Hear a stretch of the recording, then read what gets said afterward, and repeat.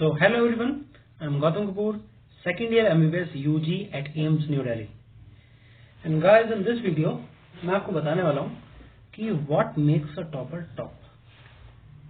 हर NEET aspirant के mind में एक क्वेश्चन होता है, हर एक नॉर्मल एवरेज स्टूडेंट के माइंड का एक क्वेश्चन होता है कि ऐसी क्या चीज है जो टॉपर्स को बनाती है टॉपर, और हमारे अंदर क्या कमी है जो हमें टॉपर बनने से रोक रही है, और जो प्रीमियम कॉलेजेस हैं जैसे कि एम्स दिल्ली, ये सब हमें कौन रोक रहा है लेने से।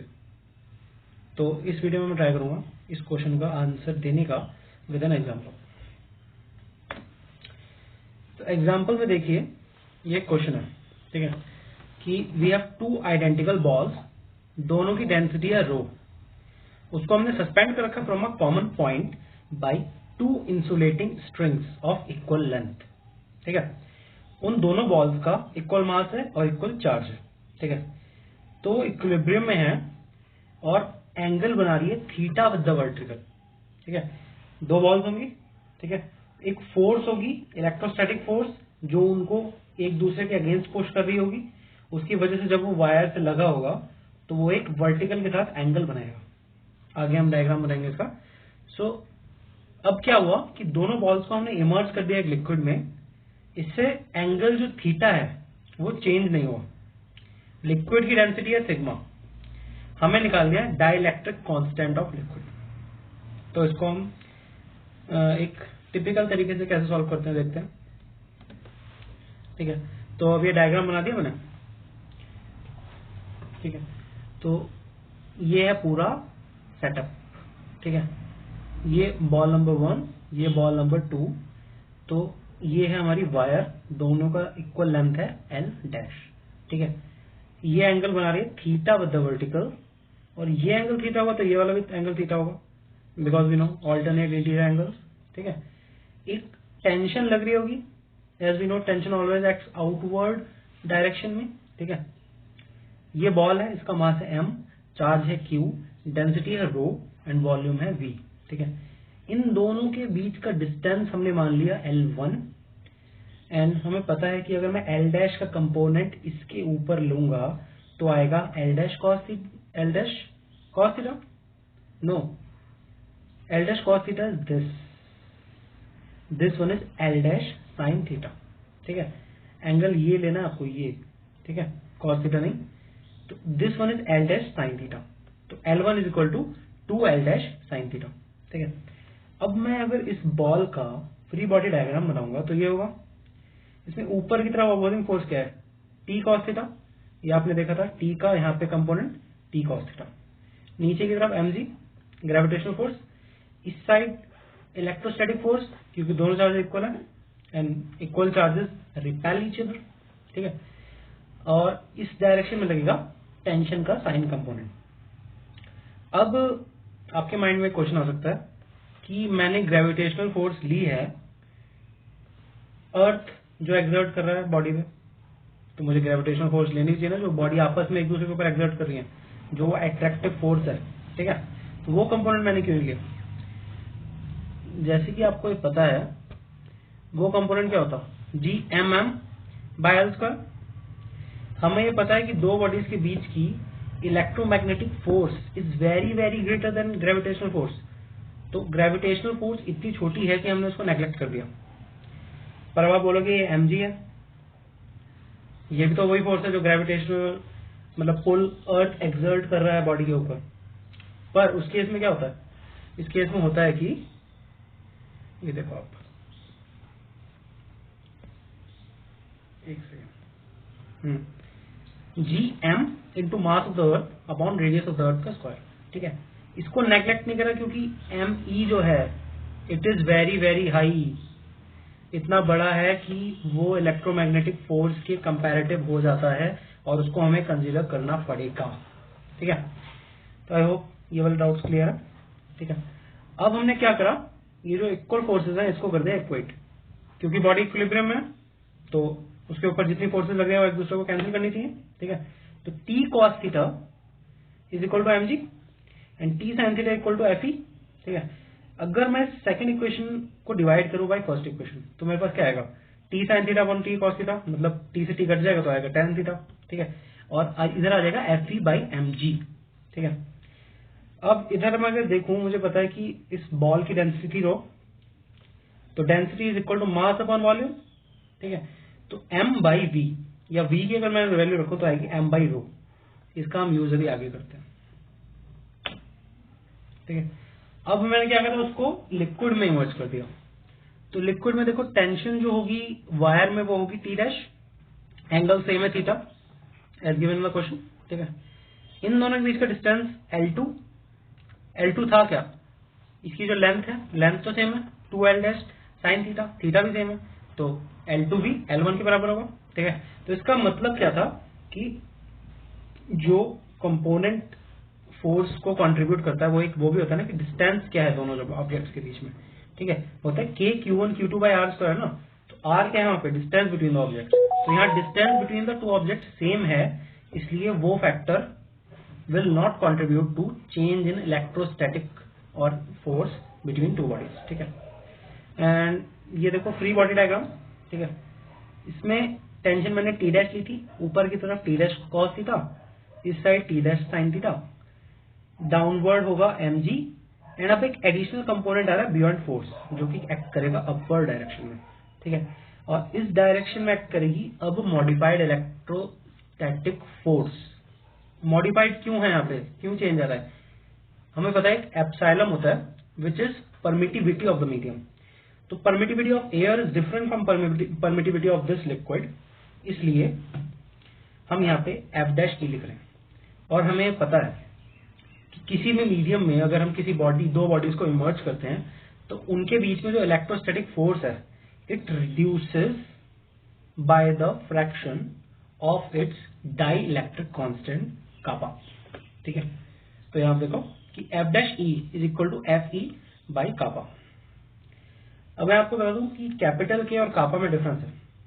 कैपिटल के इज 1/4πε0, जबकि कापा होता है ε/ε0।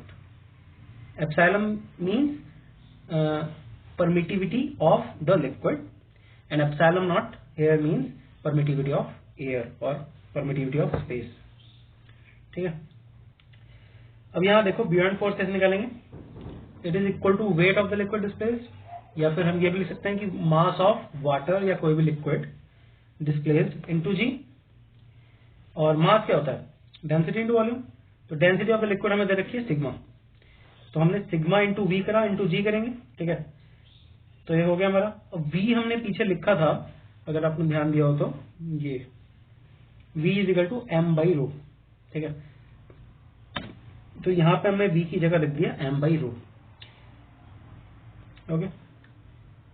तो अब हम क्या करेंगे, अब हम इन फोर्सेस को भी कंपेयर करेंगे क्योंकि यहां भी बॉडीज इक्विलिब्रियम में। तो हमारे पास क्या होगा, T' cos theta plus mg into σ/ρ equals mg, ठीक है। तो T' cos theta equals to mg 1 minus σ/ρ। T' sin theta is equal to F'E, या उसी को अगर मैं लिखना चाहूं तो मैं लिख सकता हूं Fe कापा। तो अब जब मैं 4/3 करूंगा तो फिर से मुझे tan थीटा की एक वैल्यू मिलेगी which is the division of Fe kappa whole के अपॉन में mg इंटू 1 माइनस σ/ρ, ठीक है। तो मैं tan थीटा की वैल्यू ये थी और मैंने पीछे देखा था tan थीटा की वैल्यू मुझे ये मिली थी Fe/mg, ठीक है। अब मैं इन दोनों को कंपेयर जब करूंगा तो मुझे क्या दिखेगा, Fe/mg equals to Fe/mg into 1 upon kappa 1 minus σ/ρ, ठीक है। तो अगर मैं इसको इक्वेट कर दूं, अगर मैं 1 माइनस σ/ρ को उधर ले जाऊं तो क्या होगा, 1 माइनस σ/ρ इक्वल टू 1 अपॉन कापा, ठीक है। और इसको ही अगर मैं रीअरेंज करूं तो मेरा क्या आएगा, 1 upon kappa plus 1 upon ρ/σ equals to 1। एक नॉर्मल स्टूडेंट क्या करेगा, यहाँ इसने डाइलेक्ट्रिक कांस्टेंट पूछा, ठीक है। तो वो डाइलेक्ट्रिक कांस्टेंट निकालेगा, कापा की वैल्यू निकालेगा रो और सिग्मा के फॉर्म में और आंसर प्रेजेंट कर देगा, खत्म। आगे वो नहीं सोचेगा और दिमाग नहीं लगा, ठीक है। पर एक टॉपर क्या कर रहा है वो मैं आपको बताता हूँ। एक टॉपर उसको रीअरेंज कर रहा है, ठीक है। आई होप आपको दिख रहा होगा। तो इसको मैंने रीअरेंज किया तो मुझे मिला कि 1 upon kappa was dielectric constant of liquid, and 1/σy 1/ρ/σ। तो अगर मैं रो को बोलूं तो वो क्या था, density of the ball, sigma was the density of the liquid. तो अगर मैं इसको बोलूं तो मैं इसको ये भी बोल सकता हूँ कि density of the substance related to the liquid. तो 1/डाइलेक्ट्रिक कांस्टेंट ऑफ लिक्विड प्लस 1/डेंसिटी of the substance related to the liquid equals to 1। ये मेरा एक फॉर्मूला निकल के आ गया। और मैं इतनी देर से जिस टॉपिक की बात कर रहा हूँ वो मैं अपनी बात कर रहा हूँ, क्योंकि मैंने इस क्वेश्चन को ऐसे एक्सप्लोर किया और मुझे ये फॉर्मूला मिला। मतलब फॉर्मूला मेरा खुद का बनाया हुआ है, इसमें मैं पेटेंट भी ले सकता हूँ, जोक का बात। बाकी अब ये जो मैंने फॉर्मूला बनाया, इस टाइप का कोई भी क्वेश्चन मेरे पास आएगा, ये काफी कॉमन क्वेश्चन है, तो मेरे को क्या करना है, बस इनमें से कुछ ना कुछ मेरे पास होगा। कोई सी दो वैल्यू होंगी, कापा की वैल्यू होगी या फिर रो की वैल्यू होगी, सिग्मा की निकालनी होगी, या वो कापा पूछ रहा होगा। तो इस टाइप के सारे क्वेश्चन जो हैं वो मेरे एक सिंपल से फॉर्मूला याद करके वो गए, और इसको मैं रट नहीं रहा हूँ, मुझे इसका डेरिवेशन पता है। तो लोग बोलते हैं ना, मतलब आप बोलोगे कि आप फॉर्मूला रटते हैं बस, ऐसे तो कितने फॉर्मूला निकल जाएंगे। तो जो कॉमन क्वेश्चन है हमारे पास, अगर हम इस टाइप के फॉर्मूले उससे डिराइव कर लें, ठीक है, तो हमारे क्वेश्चन मतलब सेकंड में हो सकते हैं। काफी लोग बोलते हैं ना फिजिक्स बहुत लेंथी होती है, टाइम कंज्यूम हो जाता है, तो ये वाला फैक्टर आप मिस कर रहे थे ना। होता है ना कि टॉपर्स अपने सीक्रेट्स किसी को नहीं बताते, तो उस टाइप के कुछ सीक्रेट होते हैं।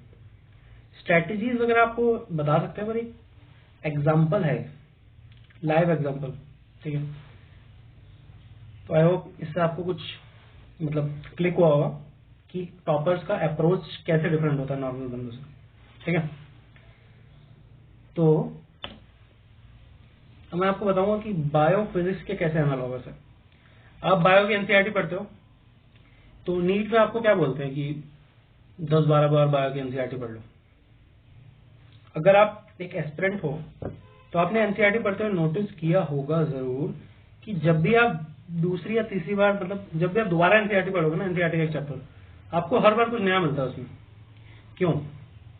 क्योंकि हमारा जो माइंड है वो एक बार में चीजों को कैप्चर नहीं करता। ऐसा नहीं है कि ये बस आप लोग के साथ होता है, मेरे साथ भी होता है। मैं एक चीज पढ़ूंगा, उसको मैं दोबारा पढ़ूंगा तो मुझे कुछ और मिलेगा, क्योंकि पहली बार में मेरे माइंड ने उसको कैप्चर नहीं किया था, मेरे माइंड ने उसको लिया नहीं था अपने अंदर, वो कॉन्सेप्ट एब्जॉर्ब नहीं किया था, उसको टाइम लगा एब्जॉर्ब करने में, ठीक है। तो इसलिए मैंने जब नेक्स्ट टाइम रीडिंग करी तो मुझे क्या दिखा कि यार ये पॉइंट तो नया है, या मतलब उसको किसी और तरीके से सोच करेगा, तो मेरा और कॉन्सेप्ट क्लियर हुआ, ठीक है। ऐसी क्या है फिजिक्स में, जब मैं फिजिक्स क्वेश्चन करता रहता हूँ, तो एक टाइप का क्वेश्चन जब मैंने 3-4-5 बार कर लिया, तो एक तो अगर मैंने फॉर्मूला याद भी नहीं करा, मैं हर बार पूरा डेराइव करके क्वेश्चन कर रहा हूँ, तो आपने उस पर बेस्ड 4-5 क्वेश्चन करके उस डेरिवेशन को आपने 4-5 बार करके देख लिया, तो फॉर्मूला आपको रटने की जरूरत नहीं है, आपको फॉर्मूला ऑटोमेटिकली याद हो जाएगा, पहली बात। और अगर कोई ऐसा क्वेश्चन आता है जो डायरेक्ट फॉर्मूला बेस्ड नहीं है, पर उस फॉर्मूले की डेरिवेशन के किसी स्टेप से वो क्वेश्चन उठाया गया, तो वो भी क्वेश्चन आप कर दोगे आराम से, ठीक है। तो आपने रिपीटेडली जब प्रैक्टिस करा क्वेश्चन का, तो ये जो मैंने आपको दिखाया ना, ये फॉर्मूला ये ऐसे निकल के आए, ठीक है। रिपीटेडली मैंने क्वेश्चन करा, अब हर बार कुछ नया मिलता, तो मैंने अप्रोच चेंज करा, मेरे को एक माइंड में अपने आप ही क्लिक हो गया, यार ऐसा फॉर्मूला मैं डिराइव कर लूँ, मतलब हो गया मेरे से, मतलब ऑटोमेटिकली डिराइव। तो अभी फॉर्मूला मैंने यूज करता गया, तो आगे मेरे क्वेश्चन का काम आसान हो गया। इस टाइप के कोई क्वेश्चन बोला मैंने तुरंत कर दिया, ठीक है। अब मैं आपको बताता हूँ कॉन्सेप्ट बिहाइंड अ कॉन्सेप्ट। मतलब बात वही है कि हर बार आपको कुछ नया मिलता है वाली बात। सपोज आप एक पार्क में से घूम रहे हो, आप रोज यहाँ से वॉक करते हो फोन पे बात करते हो, ठीक है। अब आपने एक बार क्या हुआ, आप रोज यहाँ से मान लो कुछ खाते हुए जाते थे, ठीक है, और रैपर आप कहीं बाहर जाके करते थे, ठीक है। पर आपने एक दिन चलते चलते ऐसे नोटिस करा, यार यहाँ पे तो एक डस्टबिन है, ये मैंने नोटिस ही नहीं किया था कभी। मतलब वैसे एग्जाम्पल है, थोड़ा फुलिश एग्जाम्पल है, बट एग्जाम्पल है, ठीक है। मतलब कई बार ऐसे होता है, आप जो एरिया से कॉमनली जा रहे होते हो, कई बार आपको कुछ दिखता है जो आपको लगता है यार पहले तो नहीं था शायद, मतलब आपने कभी नोटिस नहीं किया होता वो। तो सेम कॉन्सेप्ट लगता है बायोलॉजी, एनसीईआरटी या कोई सी भी सब्जेक्ट में, फिजिक्स के क्वेश्चंस में। आप जितनी बार उसको करोगे उतना आपका माइंड उसको एब्जॉर्ब करता है, और यही सब छोटी छोटी बातें हैं जो टॉपर्स को डिफरेंशिएट करती है बाकी लोगों से। ये आपका ड्रीम कॉलेज, सबका ड्रीम होता है, मेरा भी था, मैंने चीज कर लिया, आप भी कर सकते हो। ठीक है, तो मेरा मोटिव क्या था कि आपको क्या करना है, आपको रिपीटेडली स्टडी करते रहना है। जो मैंने आपको एक अप्रोच बताया एक एग्जांपल के थ्रू, फिजिक्स वाला, तो वो फिजिक्स का एक एग्जांपल था, उससे आपको ये पता चलेगा कि आपको बस मोनोटोनसली एक रैट रेस में नहीं भागते रहना, जो सब कर रहे हैं वो नहीं करना, आपको कुछ हटके करना पड़ेगा, तभी आप बन पाओगे टॉपर। ठीक है, तो उसके लिए आपको प्रैक्टिस पे प्रैक्टिस करते रहना है। जितनी बार आप क्वेश्चन को करोगे उतनी बार आपको क्वेश्चन करने का नया तरीका एक्सप्लोर करने के चांसेस बढ़ जाएंगे। Thank you for your spending your time and best of luck.